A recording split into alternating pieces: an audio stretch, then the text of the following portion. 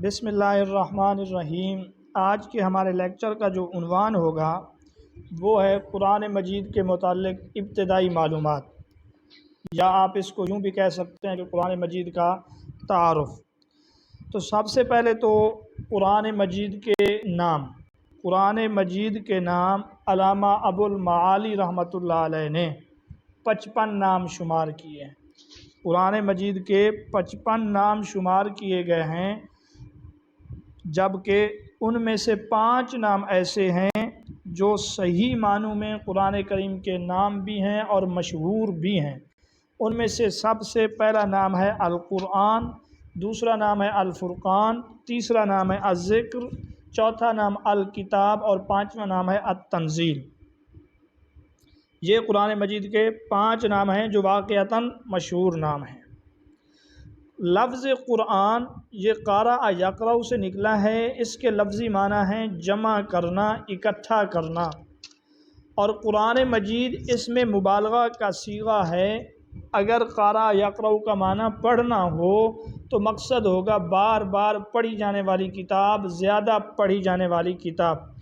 قرآن مجید کی جو اصطلاحی تعریف ہے وہ یہ ہے: اللہ کا کلام جو محمد صلی اللہ علیہ وسلم پر نازل ہوا، مصاحف میں لکھا گیا اور آپ صلی اللہ علیہ وسلم سے بغیر کسی شک و شبہ کے تواتر سے منقول ہوا، جس کی نماز میں تلاوت کی جاتی ہے اور جس کا پڑھنا باعث ثواب ہے۔ آپ صلی اللہ علیہ وسلم پر قرآن مجید کا نزول وحی کے ذریعے ہوا، تو یہاں ہمیں وحی کا معنی جاننا بھی ضروری ہو جاتا ہے۔ تو وحی کے لغوی معنی ہے اشارہ کرنا۔ وحی کے لغوی معنی اشارہ کرنا، چاہے وہ اشارہ کسی حرکت کے ذریعے ہو، آواز نکال کر ہو، یا کسی اور طریقے سے اشارہ کرنا ہو، ان تمام کو وحی کہتے ہیں۔ سورۃ شورى میں وحی کے 3 صورتیں یا وحی کی 3 طریقے بیان ہوئے ہیں۔ ان میں سے ایک ہے وحی قلبی۔ یہ قلب دل کو کہتے ہیں، یعنی اللہ رب العزت کسی بات کا القاء، کسی بات کو آپ صلی اللہ علیہ وسلم کے دل پر ڈال دے، یہ بھی وحی ہے۔ اور ایک وحی کی قسم ہے کلام الہی۔ کلام الہی کا مقصد یہ ہے کہ اللہ پاک براہ راست کسی سے کلام کریں، جیسا کہ حضرت موسیٰ علیہ السلام سے اللہ پاک نے براہ راست کلام کیا۔ اور تیسری صورت یہ ہے وحی ملکی۔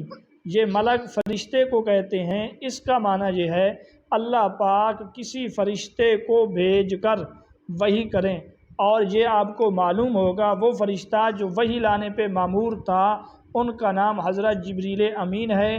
عام طور پہ حضرت جبریل امین انسانی شکل میں اور حضرت دحیہ کلبی رضی اللہ تعالی عنہ کے شکل میں آیا کرتے تھے، کیونکہ حضرت دحیہ کلبی رضی اللہ تعالی عنہ اپنے زمانہ کے حسین ترین لوگوں میں سے تھے۔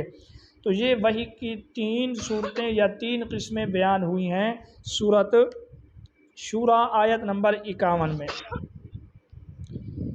آپ صلی اللہ علیہ وسلم پر وحی نازل کس طرح ہوتی تھی، یعنی نزول کی کیفیت کیا ہوتی تھی؟ ایک صحابی ہیں جن کا نام ہے حضرت حارث بن ہشام رضی اللہ تعالی عنہ۔ انہوں نے آپ صلی اللہ علیہ وسلم سے یہ سوال کیا، تو آپ صلی اللہ علیہ وسلم نے فرمایا کہ کبھی تو گھنٹی کی سی آواز آتی تھی، یعنی نزول وحی کے وقت ایک گھنٹی کی سی آواز آتی تھی، اور یہ سب سے زیادہ سخت صورت ہوتی تھی۔ اس کو حدیث میں آپ صلی اللہ علیہ وسلم نے سلسلۃ الجرس سے تعبیر کیا۔ سلسلۃ الجرس کا لغوی معنی ہے گھنٹیوں کی سی آواز۔ تو یہ سب سے سخت صورت ہوتی تھی۔ اور کبھی جیسا کہ میں نے بتایا کہ آپ صلی اللہ علیہ وسلم کے پاس حضرت جبریل امین انسانی شکل میں آتے اور کبھی اصلی شکل میں آتے۔ آپ صلی اللہ علیہ وسلم نے جبریل امین کو اصلی شکل میں کل 3 مرتبہ دیکھا ہے۔ اصلی شکل میں کل 3 مرتبہ دیکھا ہے۔ بعض اوقات ایسے ہوتا ہے کہ اللہ پاک براہ راست دل میں کوئی بات ڈال دیتے ہیں۔ بہرحال الرحیق المختوم میں اس طرح وحی کے 7 طریقے بتلائے گئے ہیں۔ بعض اوقات کوئی حکم اللہ پاک خواب کے اندر دے دیتے ہیں، جس کو رؤیا صادقہ کہتے ہیں۔ یہ تمام صورتیں وحی کی ہیں۔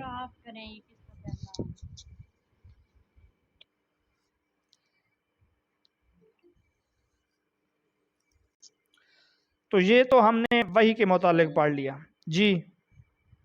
کرے نا تو مزہ آ جائے گی. وحی کے متعلق اگلی بات، آپ صلی اللہ علیہ وسلم کی عمر مبارک کیا تھی جب پہلی وحی نازل ہوئی؟ تو آپ صلی اللہ علیہ وسلم کی عمر مبارک قمری لحاظ سے یعنی چاند کے لحاظ سے 40 سال 6 ماہ 12 دن. عام طور پہ آ جاتا ہے 40 سال، وہ آ جائے تو اچھی بات ہے.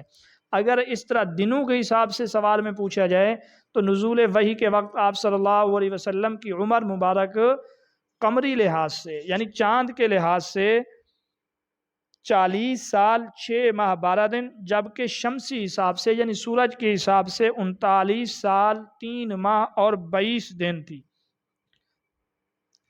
پہلی وحی کب نازل ہوتی ہے، کہاں نازل ہوتی ہے؟ رہا سوال کہاں نازل ہوتی ہے، بالکل آسان ہے، غار حرا میں رات کے وقت پہلی نئی وحی نازل ہوتی ہے، اور رات کا بھی درمیان کا وقت ہے، اور غار حرا کا فاصلہ جو ہے مکہ سے 2 یا 3 میل ہے. الرحیق المختوم میں 2 میل لکھا ہوا ہے، جبکہ عام طور پہ جو مشہور چل رہا ہے وہ 3 میل ہے. پہلی وحی نازل کب ہوئی؟ رمضان المبارک کا مہینہ دوشنبے یعنی سوموار 17 رمضان، جبکہ بعض حضرات یہ بھی کہتے ہیں پہلی وحی 21 رمضان کو، بعض 23 بھی کہتے ہیں، بعض 27 بھی کہتے ہیں. تاریخ میں یہ سب باتیں سیرت کی کتابوں میں مذکور ہیں. اب اس میں فیصلہ نہیں کیا جا سکتا، کوئی کسی کو راجح قرار دیتا ہے، کوئی کسی کو راجح. الرحیق المختوم میں انہوں نے 21 کو راجح قرار دیا، جبکہ علامہ خضری رحمۃ اللہ علیہ کے بقول 17 رمضان ہی راجح ہے. سب سے پہلی وحی میں کون سی آیتیں نازل ہوتی ہیں؟ یہ سوال بھی بڑا آسان ہے. جمہور کے مطابق سب سے پہلی وحی میں نازل ہونے والی آیتیں سورۃ علق کی ابتدائی 5 آیتیں ہیں. سورۃ علق کی ابتدائی 5 آیتیں دے کر حضرت جبریل امین چلے جاتے ہیں. آپ صلی اللہ علیہ وسلم گھر آ کر حضرت خدیجہ رضی اللہ تعالی عنہا کو سب کچھ بتاتے ہیں. وحی پر ایمان لانے والی پہلی خاتون اور دنیا اسلام میں سب سے پہلی شخصیت جنہوں نے آپ صلی اللہ علیہ وسلم پر اسلام لائے وہ حضرت خدیجہ رضی اللہ تعالی عنہا ہیں. حضرت ابوبکر صدیق بعد میں مسلمان ہوئے تھے. ٹھیک، اس وحی کے دینے کے بعد کچھ عرصہ کے لیے وحی کا آنا رک جاتا ہے. اس کو فترت وحی کا زمانہ کہتے ہیں. فترت وحی پہلی وحی اور دوسری وحی کے درمیان کا جو عرصہ ہے اس کو فترت کہتے ہیں. الرحیق المختوم کے مطابق اس کی زیادہ سے زیادہ مدت 6 سال ہے راجح قول کے مطابق، اور عام طور پہ اس کی مدت 3 سال بتلائی جاتی ہے. 3 سال کے بعد جب دوبارہ حضرت جبریل امین آتے ہیں تو اب سب سے پہلی جو انہوں نے سورت دی ہے وہ یا ایھا المدثر قم فانذر. قرآن مجید کی صورتیں 2 قسم پر ہیں. ایک وہ صورتیں ہیں جن کو مکی کہتے ہیں. مکی وہ صورتیں ہیں جن مشہور قول کے مطابق جو ہجرت سے پہلے نازل ہوئیں، خواہ مکہ میں نازل ہوئیں، خواہ طیف میں نازل ہوئیں، خواہ کسی اور جگہ پہ نازل ہوئیں. اور مدنی وہ صورتیں ہیں جو ہجرت کے بعد نازل ہوئیں، خواہ ہجرت کے بعد مکہ میں نازل ہوئیں، خواہ حنین میں نازل ہوئیں، خواہ طیف کے محاصرے میں نازل ہوئیں، جہاں بھی نازل ہوئیں ان کو مدنی صورتیں کہیں گے. مکی صورتوں کی تعداد 86 ہے، جبکہ مدنی صورتوں کی تعداد 28 ہے. مکی اور مدنی صورتوں میں آیات کی تعداد کے لحاظ سے بھی فرق ہے. مکی اور مدنی صورتوں میں مضامین کے لحاظ سے بھی فرق ہے. اسی طرح مکی اور مدنی صورتوں میں طوالت اور اختصار کے لحاظ سے بھی فرق ہے. عام طور پہ مکی صورتیں چھوٹی ہوتی ہیں اور ان کی آیات بھی چھوٹی چھوٹی ہیں، جبکہ مدنی صورتیں بڑی ہیں. مکی صورتوں میں توحید، عقائد، رسالت، قیامت، آخرت ان چیزوں پر زیادہ زور دیا گیا ہے، جبکہ مدنی صورتوں میں معاشرتی احکام، جہاد، نماز، روزہ ان چیزوں پہ زیادہ زور دیا گیا ہے. اسی طرح مکی صورتوں میں لفظ کلا جہاں بھی استعمال ہوا ہے وہ مکی صورت ہے، اور ہر وہ صورت جس میں منافقین کا تذکرہ ہوا ہے وہ مدنی صورت ہے سوائے صورت عنکبوت کے. قرآن مجید کے الفاظ کی تشریح کرنے کو تفسیر کہا جاتا ہے۔ تفسیر کا لغوی معنی ہے واضح کرنا، بیان کرنا۔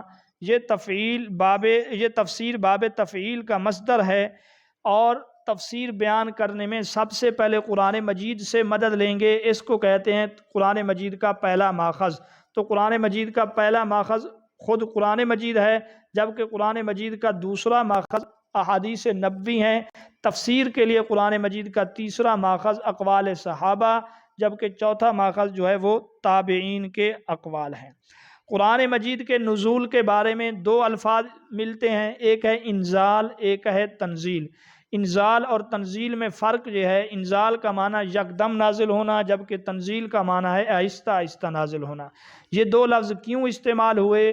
کیونکہ قرآن مجید کا نزول دو مرتبہ ہوا۔ ایک مرتبہ تو لوح محفوظ سے بیت العزت پر، بیت العزت آسمان دنیا جو سب سے نچلا آسمان ہے، وہاں ایک جگہ کا نام ہے جہاں فرشتے روزانہ عبادت کرتے ہیں۔ سب سے پہلے لوح محفوظ سے بیت العزت پہ نازل ہوا ایک ہی وقت میں، یک بار کی، اس وجہ سے انزال کہا جاتا ہے۔ پھر وہاں سے 23 سال کے عرصے میں آہستہ آہستہ نازل ہوا، اس وجہ سے اس کو تنزیل بھی کہا جاتا ہے۔ قرآن مجید کی دو ترتیب ہیں، ایک ترتیب کو کہتے ہیں ترتیب نزولی، اور دوسرے ترتیب کو کہتے ہیں ترتیب توقیفی۔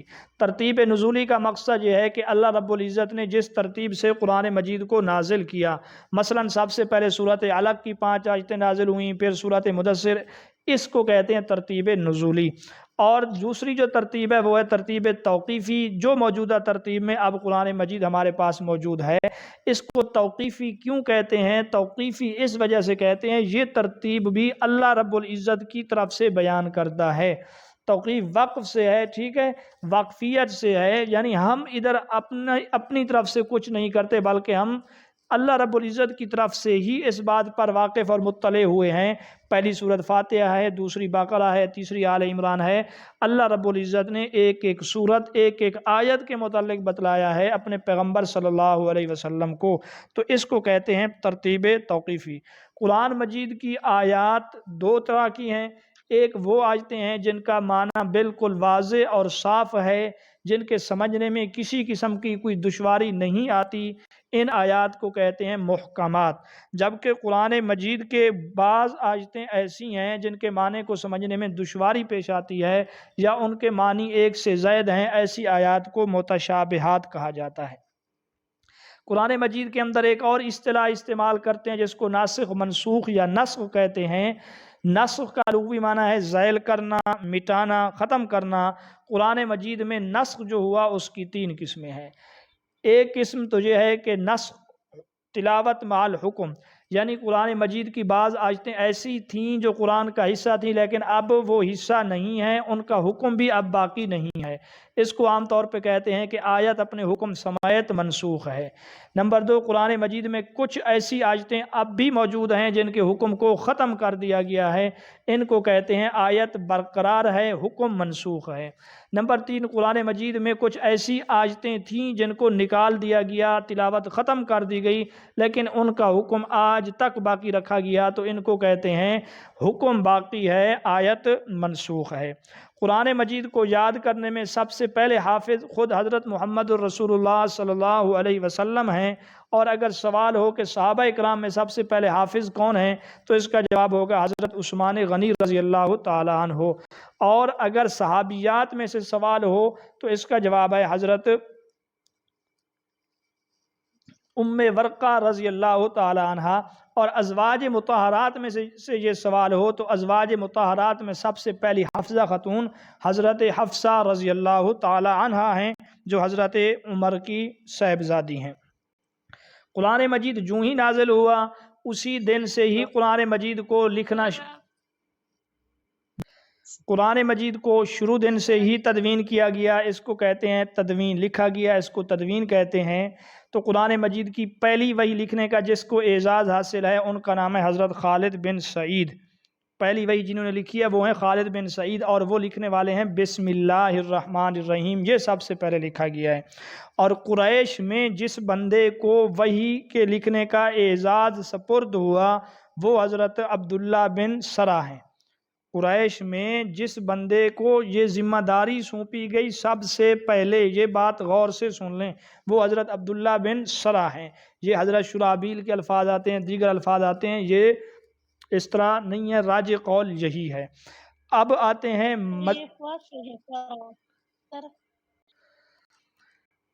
اور مدینہ میں انصار میں سب سے پہلے وحی کو لکھنے کا اعزاز حضرت ابی بن کعب رضی اللہ تعالیٰ عنہ کو حاصل ہے۔ اسی طرح ہر لحاظ سے سب سے آخری وحی لکھنے کا اعزاز بھی حضرت ابی بن کعب رضی اللہ تعالیٰ عنہ کو حاصل ہے۔ قرآن مجید کی 29 صورتیں ایسی ہیں جو حروف مقطعات سے شروع ہوتی ہیں، اور قرآن مجید میں کل حروف مقطعات کی تعداد 14 ہے۔ قرآن مجید میں سجدے بھی 14 ہیں، جبکہ قرآن مجید کی صورتیں 114 ہیں۔ سب سے پہلے مکمل نازل ہونے والی سورت فاتحہ ہے، اور سب سے آخری نازل ہونے والی مکمل سورت النصر ہے۔ اور قرآن مجید میں احکام کے لحاظ سے، قرآن مجید میں احکام کے لحاظ سے جو آخری وحی ہے وہ سورت مائدہ آیت نمبر 3 میں ہے، الیوم اکملت لکم دینکم۔ اور ہر لحاظ سے جو سب سے آخری وحی ہے وہ سورت بقرہ کی آیت نمبر 281، واتقوا یوما ترجعون فیہ الی اللہ۔ یہ وحی 3 ربیع الاول کو نازل ہوئی، اور 12 ربیع الاول 11 ہجری کو آپ صلی اللہ علیہ وسلم اس دنیا سے پردہ فرما گئے۔ قرآن مجید کی صورتوں کو صحابہ کرام نے 4 قسموں میں تقسیم کر رکھا تھا، جن کو انہوں نے یہ نام دیا ہوا تھا: طوال، معین، مثانی اور مفصل۔ طوال قرآن مجید کی 7 پہلی بڑی صورتوں کو کہتے ہیں، ان کو سب طوال بھی کہتے ہیں۔ انفال اور توبہ یہ دونوں ایک ہی صورتیں شمار کی جاتی ہیں۔ اس کے بعد معین ہے، معین کی تعداد 26 ہے۔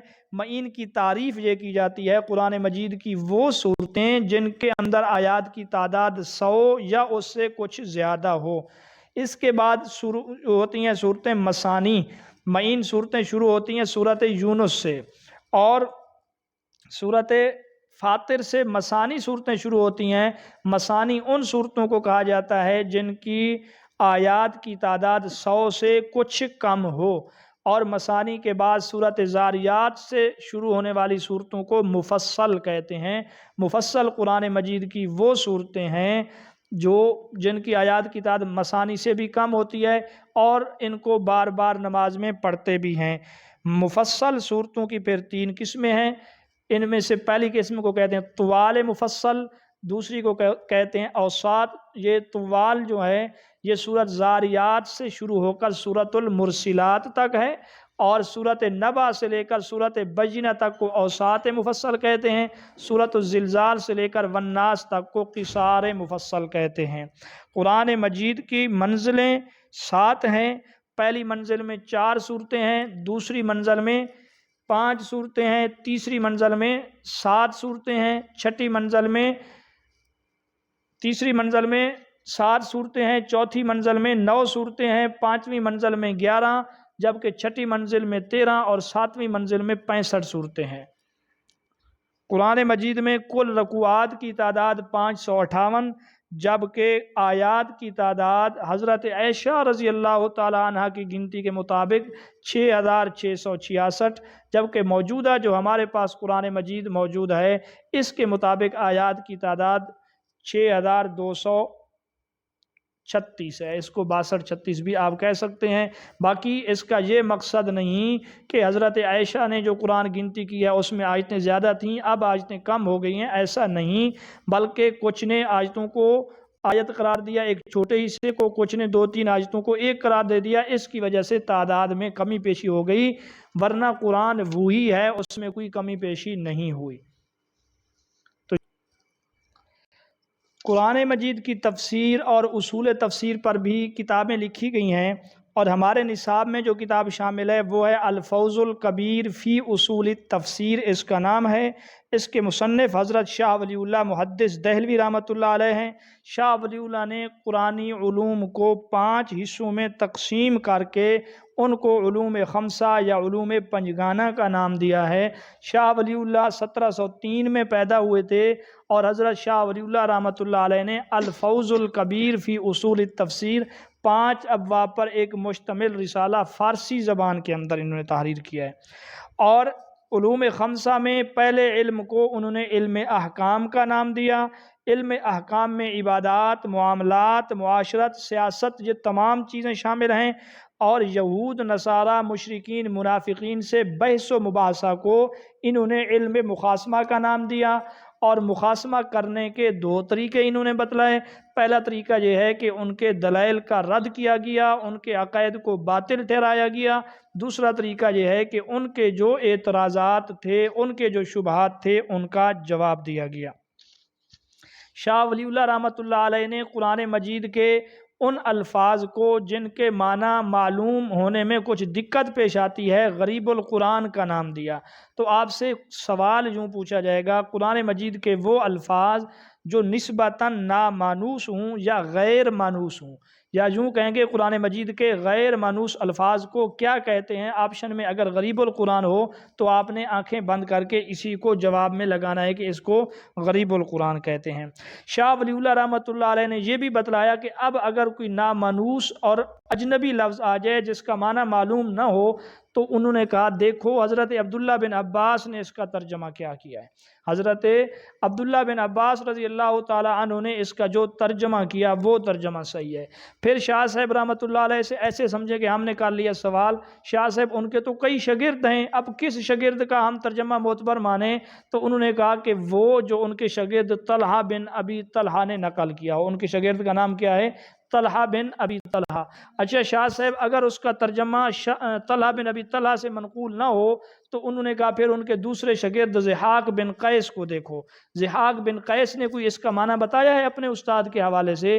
اگر انہوں نے بھی نہ بتایا ہو پھر دیکھو کہ کسی اور بندے نے یا کسی خارجی نے حضرت اس سے عبداللہ بن عباس سے کوئی سوال کیا، اگر انہوں نے سوال کیا اور عبداللہ بن عباس نے اس کا جواب دیا ہو تو وہ شرح بہترین ہے۔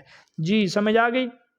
آپ سے سوال یہ ہوگا کہ شاہ ولی اللہ نے غریب القرآن کی شرح کے کتنے طریقے بتلائے ہیں؟ تو اس نے غریب القرآن کی شرح کے 3 طریقے بتلائے۔ حضرت عبداللہ بن عباس سے ان کے شاگرد طلحہ بن ابی طلحہ نے کیا نقل کیا، ان کے شاگرد ضحاک نے کیا نقل کیا، یا خارجی نافع بن ازرق نے اس کا کیا جواب دیا۔ قرآن مجید میں نے جیسے پہلے بتایا کچھ آیتیں منسوخ ہیں۔ کتنی منسوخ ہیں؟ متقدمین نے کہا 5 منسوخ ہیں، اور حضرت شاہ ولی اللہ کہتے ہیں میرے نزدیک، متقدمین کہتے ہیں 500 منسوخ ہیں، شاہ ولی اللہ کہتے ہیں میرے نزدیک 5 سے زائد منسوخ نہیں ہیں۔ کل کتنی آیتیں منسوخ ہیں؟ 5۔ قرآن مجید کو سمجھنے میں بعض اوقات آ جاتی ہے دشواری۔ کیوں دشواری آتی ہے؟ شاہ ولی اللہ رحمۃ اللہ علیہ نے اس کے مختلف اسباب بیان کرتے ہوئے ایک سبب یہ بھی بتلایا کہ بعض اوقات قرآن مجید کے سمجھنے میں دشواری کی وجہ ابدال ہوتی ہے، الف بے دال الف دا اور لام موقوف۔ شاہ صاحب نے ابدال کا معنی یہ کیا کہ ایک لفظ کی جگہ پہ دوسرا لفظ ذکر کرنا، یہ ابدال کہلاتا ہے۔ اب آپ سے جو سوال ہوگا وہ یوں ہوگا کہ ایک لفظ کو دوسری جگہ پہ رکھنا کیا کہلاتا ہے؟ تو آپ نے اس کے جواب میں لکھنا ہے ابدال۔ اچھا اس کے بعد ایک لفظ آتا ہے محکم۔ محکم کی کیا تعریف ہے؟ تو محکم کہتے ہیں وہ کلام جو وہی مفہوم ادا کرے جس کے لیے اس کلام کو بنایا گیا۔ کلام سے بھی وہی بات سمجھ میں آ رہی ہو جس کے لیے اس کلام کو بنایا گیا، اس کو محکم کہتے ہیں۔ اور جس کلام کے ایک سے زائد معنی ہوں اس کو متشابہ کہتے ہیں۔ ایک لفظ آتا ہے قرآن مجید کی دشواریوں میں، شاہ صاحب نے ذکر کیا ہے کہ بعض اوقات ہمیں بات کی سمجھ نہیں آتی کہ لفظ کنایہ استعمال ہوتا ہے۔ اب کنایہ کی تعریف کیا ہے؟ کنایہ کا لغوی معنی مخفی، پوشیدہ۔ شاہ صاحب کہتے ہیں ظاہری معنوں کے بجائے، لفظ کے ظاہری معنی کے بجائے لفظ کا دوسرا ایسا معنی جو اس کے لیے لازم ہو، اس کو کنایہ کہتے ہیں۔ مثلا کسی بندے کو آپ نے کہنا ہے وہ سخی ہے، تو آپ بجائے اس کے یہ کہیں کہ زید سخی ہے، آپ نے کہا کہ زید کے ہاتھ کھلے ہوئے ہیں، تو یہ زید کے ہاتھ کھلے ہوئے ہیں، یہ اس بات پر کنایا ہے کہ زید سخی ہے، کیونکہ جب بندہ سخی ہوگا ہاتھ کھولے گا، کسی کو دے گا، کسی چیز کو اٹھائے گا تو تب آگے دے گا۔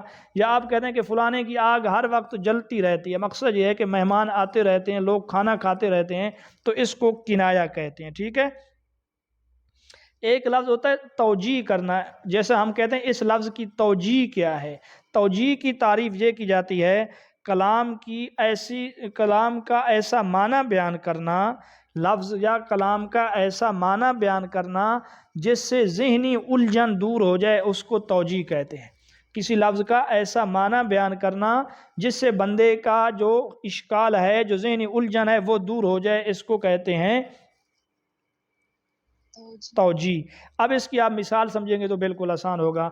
قرآن مجید میں ایک آیت ہے، یا اخت ہارون، اے ہارون کی بہن۔ حضرت مریم کو کہا گیا اے ہارون کی بہن، حالانکہ حضرت مریم اور حضرت ہارون کے درمیان تو کئی 100 سال کا فاصلہ ہے۔ آیت نازل ہوتی ہے، یہود آ جاتے ہیں کہ یہ تو تمہارے قرآن میں غلط ہے، حضرت مریم کی بہن کس طرح بن سکتے ہیں، حضرت ہارون کی بہن وہ کس طرح بن سکتے ہیں، اتنا فرق ہے۔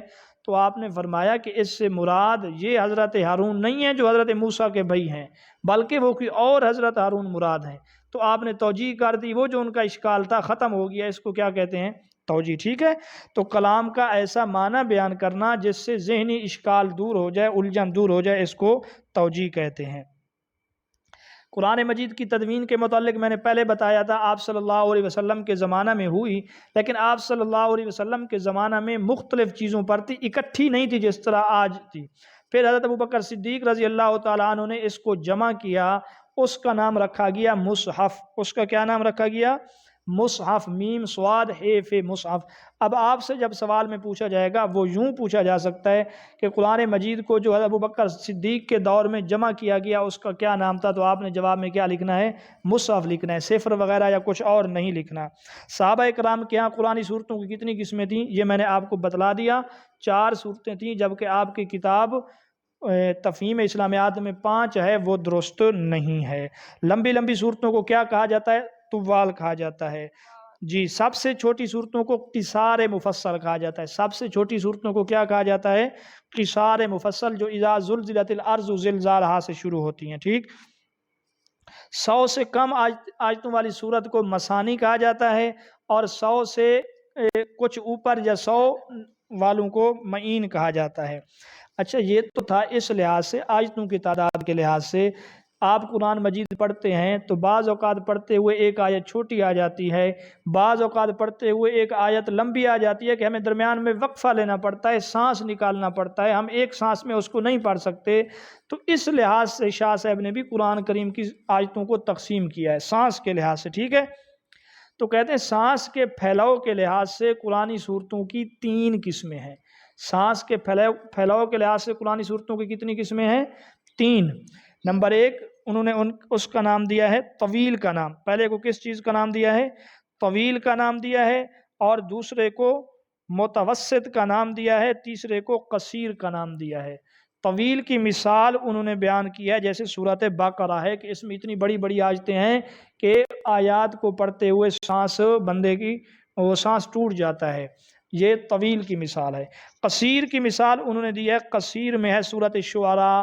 سورۃ شعراء میں 229 آیتیں لیکن چھوٹی چھوٹی آیتیں ہیں، اور درمیانے کی مثال دی ہے انہوں نے سورۃ اعراف۔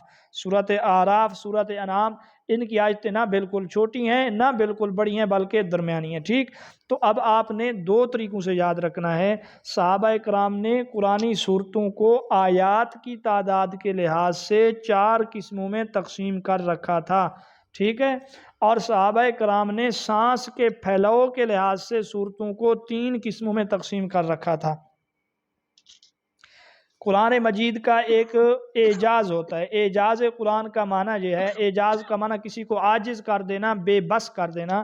تو اعجاز قرآن کا مقصد یہ ہے کوئی بھی کلام قرآن مجید کی برابری نہیں کر سکتا، کوئی بھی کلام اس قرآن مجید کے مثل نہیں۔ اس کو کیا کہتے ہیں؟ تو آپ نے جواب میں لگانا ہے، اس کو اعجاز کہتے ہیں۔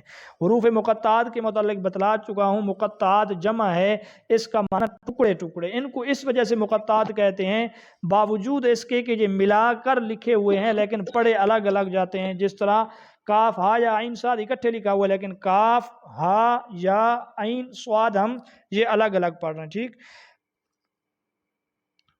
طا سین میم یہ بھی مقطعات کی مثال ہے۔ دو لفظ آتے ہیں قرآن مجید کی وضاحت کے لیے، ایک ہے تعویل اور ایک ہے تفسیر۔ تعویل اور تفسیر کا معنی بھی الگ الگ ہے اور ان کا مفہوم بھی الگ الگ ہے۔ تفسیر کا معنی ہے روشن کرنا، واضح کرنا، کھولنا، پردہ ہٹانا، جبکہ تعویل کا معنی ہے رجوع کرنا، لوٹنا، واپس آنا۔ یہ لغوی معنی ہیں، باب دونوں کے باب تفعیل سے ہیں۔ تعویل اور تفسیر میں فرق کیا ہے؟ اب اگر آپ سے سوال میں ادھر آ جائے متقدمین کے نزدیک کیا فرق ہے، تو آپ نے کہنا ہے کوئی فرق نہیں ہے۔ متقدمین تعویل اور تفسیر میں کوئی فرق نہیں کرتے، وہ کہتے ہیں دونوں ہم معنی ہیں۔ متاخرین کہتے ہیں تفسیر اس کو کہتے ہیں کلام کے ظاہری معنی کو بیان کرنا، جبکہ تعویل کہتے ہیں ظاہری معنی کو چھوڑ کر کوئی اور معنی بیان کرنا۔ ہر ایک بڑے عالم نے اپنے لحاظ سے اس کی تفسیر اور وضاحت کی ہے۔ اسی طرح بعض کہتے ہیں راجح معنی بیان کرنا تفسیر ہے، اور مرجو معنی یعنی اچھا معنی بیان کرنا وہ تفسیر ہے، اور اس اچھے کی نسبت سے کچھ کم معنی ہو تو وہ تعویل ہے۔ بعض کہتے ہیں قرآن کی وہ آیتیں جن کا صرف ایک ہی معنی ہے ان کی وضاحت تفسیر ہے، قرآن مجید کی وہ آیتیں جن کے ایک سے زائد معنی ہیں وہ تعویل ہیں، ٹھیک۔ انہوں نے آپ کی جو کتاب ہے انہوں نے یہ تعریف کی ہے کسی آیت کے ظاہری مفہوم کو چھوڑ کر اور مفہوم بیان کرنا تعویل کہلاتا ہے۔ آگے یہ بات سمجھ، تفسیر کی کتنی قسمیں؟ آپ سے سوال پوچھا جا سکتا ہے، یہ پوائنٹ میں آئے گا 2 3 4، تو آپ نے جواب میں کہنا ہے تفسیر کی 2 قسمیں ہیں۔ ایک ہے تفسیر بالماسور۔ تفسیر بالماسور اس تفسیر کو کہتے ہیں جس کسی آیت کی تفسیر قرآن مجید کی کسی دوسری آیت کی روشنی میں، احادیث کی روشنی میں، اقوال صحابہ اور اقوال تابعین کی روشنی میں کی جائے تو تفسیر ہے، اور یہ تفسیر بالماسور ہے۔ اور اگر اپنے اجتہاد سے، عقل سے، قیاس سے یا کسی اور ذریعے سے تفسیر کرے تو اس کو کہیں گے تفسیر بالرائے، ٹھیک۔ تو انہوں نے بھی یہی کہا کہ قرآنی حوالہ جات، احادیث نبوی، اقوال صحابہ کی روشنی میں تفسیر کرنے کو تفسیر بالماسور کہتے ہیں، جبکہ ذاتی اجتہاد اور قیاس سے قرآن مجید کی تفسیر کرنے کو تفسیر بالرائے کہتے ہیں۔ اس تفسیر بالرائے کی 2 قسمیں ہیں۔ بعض اوقات بندہ اجتہاد سے اچھی تفسیر کرتا ہے اور اجتہاد اس کا درست ہوتا ہے تو اس کو تفسیر بالرائے محمود کہتے ہیں، بعض اوقات غلط ہوتا ہے اس کو کہتے ہیں تفسیر بالرائے مذموم، ٹھیک۔ تو کسی مجتہد کی جو تعویل ہو اور اس پر کوئی دلیل بھی اس کے پاس موجود ہو تو اس تفسیر کو تفسیر بالرائے محمود بھی کہیں گے، تفسیر بالرائے جائز بھی کہیں گے۔ انہوں نے سوال میں پوچھا قرآن مجید کی تفسیر کا چوتھا ماخذ کون سا ہے؟ تو چوتھا ماخذ آپ نے کہنا ہے اقوال تابعین۔ پہلا ماخذ قرآن، دوسرا حدیث، تیسرا صحابہ کے اقوال اور چوتھا تابعین ہے۔ یہاں تک بات سمجھ آ گئی؟ پہلے میں نے آپ لوگوں کو بتایا کہ وحی کی بنیادی طور پہ 2 قسمیں ہیں، ایک ہے وحی مطلوب اور ایک ہے وحی غیر مطلوب، ٹھیک ہے۔ وہ جو میں نے قسمیں بتلائی تھی وہ تھیں سورۃ شورى کی روشنی میں جو وحی اللہ کی طرف سے آتی ہے، وہ 3 طریقے ہیں۔ وحی آنے کے بعد آیا اس کی تلاوت کی جاتی ہے یا نہیں کی جاتی؟ تو کچھ وحی ایسے ہیں جن کی تلاوت کی جاتی ہے، ان کو کہتے ہیں وحی مطلوب۔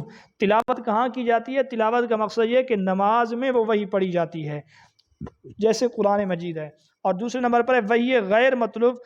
وحی غیر مطلوب اس کو کہتے ہیں جس کی تلاوت نہیں کی جاتی، یعنی نماز میں اس کو پڑھنا جائز نہیں ہے، جیسے حدیث قدسی ہے۔ اب آپ سے سوال آ جائے کہ وحی غیر مطلوب کسے کہتے ہیں؟ آپشن آ گئے ہیں قرآن، حدیث، حدیث فعلی، حدیث قولی، حدیث قدسی۔ تو آپ نے حدیث قدسی کے اوپر لگانا ہے کیونکہ ان میں مضبوط حدیث قدسی ہے، ٹھیک ہے۔ بظاہر دیکھا جائے تو سب آپشن درست معلوم ہوتے ہیں، لیکن ان میں جو مضبوط ہے وہ حدیث قدسی ہے، پھر باقیوں کا رتبہ اور مقام اس کے بعد ہے۔ پہلی وحی کہاں نازل ہوئی یہ آپ کو معلوم ہے، پہلی وحی غار حرا میں نازل ہوئی۔ پہلی وحی کے الفاظ کون سے تھے؟ اقرا ہیں۔ اقرا بسم اللہ امر کا صیغہ ہے، ٹھیک ہے۔ پہلی وحی میں فضیلت کس چیز کی بیان کی گئی ہے؟ علم کی بیان کی گئی ہے۔ پہلی وحی کے نازل ہونے کے وقت آپ صلی اللہ علیہ وسلم کو کتنی مرتبہ جبریل امین نے دبایا ہے، سینے سے لگایا ہے، یہ آپ کو معلوم ہے۔ اچھا، ناسخ منسوخ میں سے ناسخ کا لغوی معنی تو میں نے بتایا تھا، مٹانا، ذیل کرنا۔ جس حکم کو مٹایا جا رہا ہے، جس حکم کو ذیل کیا جا رہا ہے، جس حکم کو ختم کیا جا رہا ہے اس کو کہیں گے منسوخ، اور جس کے ذریعے کیا جا رہا ہے اس کو کہیں گے ناسخ۔ لہذا پہلے والے حکم کو منسوخ، بعد میں آنے والے حکم کو ناسخ کہیں گے، اس میں فرق یاد رکھیے، ٹھیک ہے۔ نسخ، ناسخ، منسوخ، ان تینوں میں بڑا فرق ہے۔ مثلا اگر آ جائے وہ حکم جس کے ذریعے کسی دوسرے حکم کو ختم کیا جاتا ہے، اس کو کیا کہتے ہیں؟ نسخ، ناسخ، منسوخ یا تمام، تو آپ کا کیا جواب ہوگا؟ وہ حکم جس کے ذریعے کسی دوسرے، اس کو ہم نے ناسخ کہنا ہے، بھولنا نہیں ہے، نسخ نہیں کہنا، منسوخ نہیں کہنا، تمام نہیں کہنا، ٹھیک ہے جی۔ اور جس حکم کو ختم کیا جا رہا ہے، اگرچہ آپشن میں یہ تمام باتیں موجود ہوں، ہم نے منسوخ ہی کو درست کرنا ہے، اوروں کو درست نہیں کرنا، ٹھیک۔ نسخ کی کل کتنی صورتیں ہیں؟ نسخ کی کل 4 صورتیں ہیں۔ نسخ کی کتنی صورتیں ہیں؟ 4۔ ابھی آپ کہیں گے کہ آپ نے بتایا کہ 3 صورتیں ہیں، تو یاد رکھیں، ایک ہے نسخ اور ایک ہے نسخ فی القرآن۔ ایک ہے ویسے احکام میں نسخ ہونا، شریعت میں نسخ ہونا، اور ایک ہے خاص قرآن میں نسخ ہونا۔ قرآن میں نسخ کی 3 قسمیں ہیں کہ تلاوت اور حکم دونوں منسوخ، صرف تلاوت منسوخ، صرف حکم منسوخ۔ اوورآل نسخ کی 4 قسمیں ہیں، وہ اس لحاظ سے کہ جس کو ہم نے جی قرآن مجید کی وہ آیت کہ تلاوت بھی منسوخ ہے، حکم بھی منسوخ ہے۔ کہا جاتا ہے کہ ایک آیت ہے سورۃ نور میں جس کا مفہوم یہ بنتا تھا، اگر ایک چھوٹا بچہ 10 مرتبہ کسی عورت سے دودھ پی لے تب وہ جا کے حرام ہوتا ہے، پہلے وہ ماں بیٹا نہیں بنتے۔ پھر اس کے بعد 5 دفعہ کہا ہے کہ 5 دفعہ اگر کسی نے عورت کے پستان کو منہ لگایا اور دودھ آیا تو پھر بچہ حرام ہے، ورنہ نہیں ہے۔ اب یہ تلاوت بھی منسوخ ہے، آیت اب قرآن میں نہیں ہے، اور حکم بھی منسوخ ہے۔ اب ہمارا مسلک یہ ہے کہ جب بھی چھوٹا بچہ جو 2 سال سے کم عمر ہو کسی بھی دودھ والی عورت کے چھاتی کو منہ لگائے تو وہ ماں بیٹا بن جاتے ہیں، رضاعت ثابت ہو جاتی ہے، وہ ایک دوسرے کے لیے حرام ہے، نکاح جائز نہیں ہے۔ یہ مثال ہے تلاوت اور حکم دونوں منسوخ۔ بہرحال دوسری مثال کہ تلاوت منسوخ ہو، حکم باقی ہو، تلاوت ختم، ابھی قرآن میں آیت موجود نہیں، حکم منسوخ، اس کے متعلق حکم باقی، اس کے متعلق کہا جاتا ہے سورۃ نور میں ایک آیت تھی، شادی شدہ مرد و عورت جب زنا کریں تو ان کو سنسار کرو، رجم کرو، پتھر مار مار کے مار ڈالو۔ یہ حکم آج بھی باقی ہے، لیکن وہ آیت اب ختم نہیں ہوئی۔ اور تیسری صورت یہ ہے کہ آیتیں باقی ہیں، حکم منسوخ ہے، اس کی بے شمار قرآن مجید میں مثالیں ہیں۔ مثلا سورۃ انفال کی آیت نمبر 65 میں حکم دیا گیا کہ اگر تم میں سے یکم منکم 20 صابرون یغلبوا 200، کہ اگر تم میں سے 20 بندے بھی، 20 مرد بھی صبر والے ہوں تو 200 کفار پر غالب آ جائیں گے۔ اسی طرح اگر 1000 ہوں تو وہ، اگر 100 ہوں تو وہ 1000 پر غالب آ جائیں گے، اگر 100 ہوں تو وہ 1000 پہ غالب آ جائیں گے۔ اس کے فوراً بعد والی آیت میں اس حکم کو منسوخ کر دیا گیا کہ اب اللہ نے تم پر تخفیف کر دی ہے، اب ایک مومن 2 پر بھاری ہوگا، ٹھیک ہے، ایک مومن 2 کافروں کے مقابلے میں 100 ہوں گے تو 200 پر غالب آ جائیں گے، 1000 ہوں گے تو 2000 پر غالب ہو جائیں گے۔ اسی طرح شروع اسلام میں جب روزے فرض ہوئے، قرآن کی ایک آیت وَعَلَى الَّذِينَ يُطِيقُونَهُ، وہ لوگ جو روزہ رکھنے کی طاقت رکھتے ہیں اس کے باوجود اگر فدیہ دینا چاہیں تو فدیہ دے سکتے ہیں، لیکن اب یہ حکم منسوخ ہے، آیت باقی ہے۔ اسی طرح شروع اسلام میں یہ حکم تھا کہ جب تمہارا مرنے کا وقت قریب ہو تو کسی کے لیے وصیت کر لیا کرو، اب یہ حکم منسوخ ہے، اب وصیت کرنا فرض واجب نہیں ہے۔ اس کے علاوہ اور بہت زیادہ اس کی مثالیں قرآن مجید میں مذکور ہیں۔ منسوخ آیتیں کس کے نزدیک کتنی ہیں؟ شاہ ولی اللہ کہتے ہیں 5 ہیں، متقدمین کہتے ہیں 500 ہیں، علامہ ابن عربی رحمۃ اللہ علیہ نے فرمایا کہ 21 ہیں، علامہ جلال الدین سیوطی کے نزدیک 19 ہیں، اور مولانا گوہر الرحمان جو مردان کے علاقے کے ہیں وہ کہتے ہیں 6 ہیں، اور مولانا عبدالعظیم زرقانی رحمۃ اللہ علیہ فرماتے ہیں کہ 8 ہیں۔ جبکہ ابو مسلم اصفہانی انہوں نے کہا کہ قرآن مجید میں کوئی آیت منسوخ نہیں ہے۔ اچھا، وہ جو قسمیں تھیں نسخ القرآن کی تھیں، اب میں نے ویسے صرف نسخ بول کر جو 4 قسمیں مراد لی ہیں، 4 قسموں کا بولا ہے، وہ اس طرح ہے کہ قرآن کی آیت جو منسوخ ہے، دیکھیں گے وہ کس طرح منسوخ ہے، شریعت کا اور کون سا حکم منسوخ ہے۔ تو اس لحاظ سے 4 قسمیں بنتی ہیں۔ نسخ القرآن بالقرآن، کہ قرآن مجید کی ایک آیت کو منسوخ کیا گیا ہے اور اس کے لیے ناسخ بھی قرآن ہے، یعنی قرآن کی ایک آیت نے دوسری آیت کو منسوخ کیا۔ نسخ جس طرح قرآن میں ہے، اسی طرح حدیث کے اندر بھی نسخ ہے۔ آپ صلی اللہ علیہ وسلم نے شروع میں قبروں کی اندر جانے سے، قبرستان میں جانے سے منع کیا، کیونکہ لوگوں کا عقیدہ ابھی تک کمزور تھا، بت پرستی کا غلبہ تھا اس دور میں، شروع میں منع کیا، پھر آپ صلی اللہ علیہ وسلم نے اس کی اجازت دے دی، تو پہلا حکم ختم۔ تو جس طرح قرآن میں نسخ ہے، اسی طرح حدیث میں بھی نسخ ہے۔ تو پہلی قسم بنے گی نسخ القرآن بالقرآن، یعنی قرآن کو منسوخ کیا ہم نے قرآن کے ذریعے۔ دوسری قسم ہے نسخ السنتی بالسنہ، ہم نے سنت کو منسوخ کیا سنت کے ذریعے۔ تیسری قسم ہے نسخ السنتی بالقرآن، کہ ہم حدیث کی کسی چیز کو منسوخ کرتے ہیں قرآن کے ذریعے۔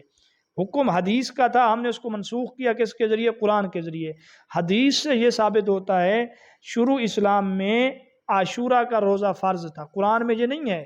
حدیث سے یہ معلوم ہوتا ہے آپ نے 10 محرم کے روزے کا حکم دیا، پھر قرآن نے رمضان کے روزے فرض کر کے اس کی فرضیت کو منسوخ کر دیا۔ دیکھیں اب حدیث منسوخ ہے، کس کے ذریعے سے منسوخ ہے؟ قرآن کے ذریعے سے۔ اور چوتھی قسم یہ ہے نسخ السنت نسخ القرآن بالسنہ، کہ قرآن مجید کو ہم منسوخ کر رہے ہیں سنت کے ذریعے۔ پھر اس میں کافی آگے اختلاف ہے کہ اس طرح ہو سکتا ہے یا نہیں ہو سکتا وغیرہ۔ جی، پہلے نمبر پر ہے نسخ القرآن بالقرآن، ناسخ بھی قرآن، منسوخ بھی قرآن۔ دوسری نمبر پہ نسخ السنتی بالسنہ، ناسخ بھی حدیث اور سنت، منسوخ بھی حدیث اور سنت۔ تیسری قسم ہے نسخ القرآن نسخ السنتی بالقرآن، کہ ناسخ قرآن ہے، منسوخ حدیث ہے۔ اور چوتھی قسم اس کا الٹ ہے کہ منسوخ قرآن ہے، ناسخ اس کے لیے حدیث ہے۔ آیا اس کی کوئی مثال ہے یا نہیں؟ اس میں علماء کرام کے کافی اقوال ہیں۔